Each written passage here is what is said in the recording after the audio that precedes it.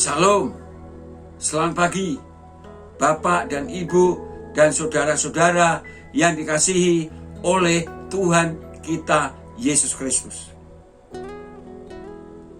Selamat berjumpa dalam renungan embun surgawi pada pagi hari ini. Dan pagi hari ini saya mengajak Bapak Ibu Saudara untuk merenungkan firman Tuhan dari kitab Kejadian pasal 8 ayat 1. Yang demikian bunyinya. Maka Allah mengingat Nuh dan segala binatang liar dan segala ternak yang bersama-sama dengan dia dalam bahtera itu, dan Allah membuat angin mengembus melalui bumi sehingga air itu turun.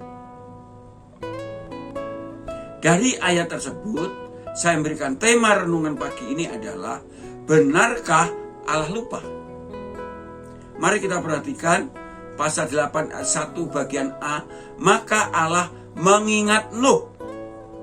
Berarti Allah pernah lupa atau sampai lupa dengan Nuh.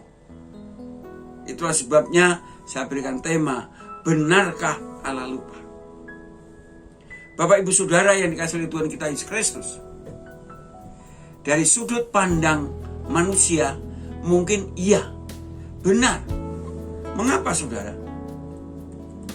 Mungkin karena begitu indahnya Tuhan Allah bersekutu dengan umatnya yang taat, setia, walaupun sendirian, yaitu hanya satu keluarga, tetapi tetap taat dan setia kepada Tuhan.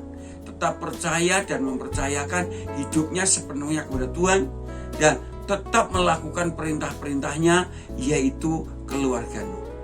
Sehingga karena begitu asik, bisa juga Allah menjadi lupa.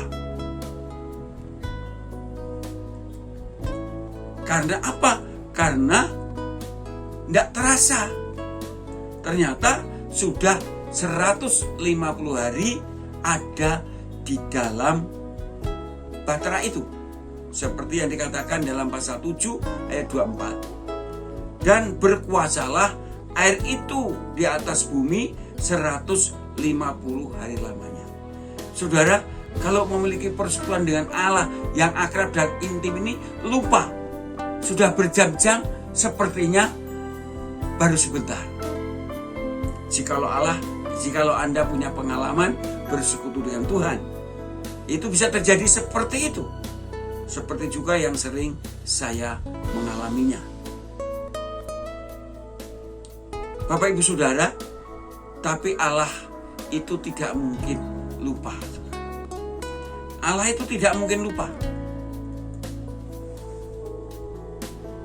Mengapa Bapak Ibu Saudara saya katakan demikian? Karena menurut bahasa Ibrani yang diterjemahkan dengan kata mengingat, itu dapat digunakan dalam pengertian bahwa Allah mengambil tindakan yang tepat bagi seseorang. Jadi pada waktu itu Allah mengambil tindakan yang tepat untuk segera mengeluarkan Nuh dari dalam bahtera bersama keluarganya dan juga binatang-binatang yang ada di dalamnya. Inilah saudara kehebatan Allah kita. Karena Allah kita itu Allah yang tidak pernah terlambat untuk menolong umatnya dalam segala keadaan. Selalu on time, menolong dengan tepat, bertindak dengan tepat. Allah itu selalu mengingat akan janji-janjinya dan akan menepati janji-janjinya sesuai dengan kehendaknya. Seperti ini menepati janjinya kepada Nuh, yaitu Nuh untuk diselamatkan dari air bah. Dan kemudian Nuh akan segera memenuhi kewajibannya supaya memenuhi muka bumi ini dengan anak cucu Nuh. Seperti yang sudah diperintahkan kepada Adam dan Hawa untuk memenuhi bumi dari keturunannya itu.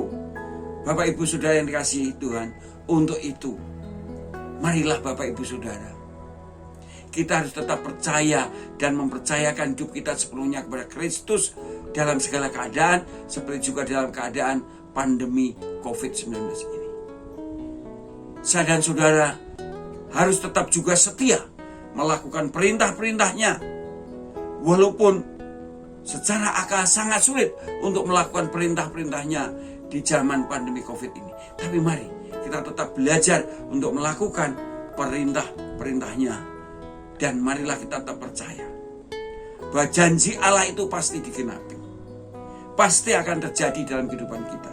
Di dalam Alkitab banyak sekali janji-janji Allah, dan janji yang Yesus sendiri katakan bahwa Yesus ingin menjadikan saya dan saudara orang-orang yang diberkati oleh Tuhan secara holistik, lahir dan batin.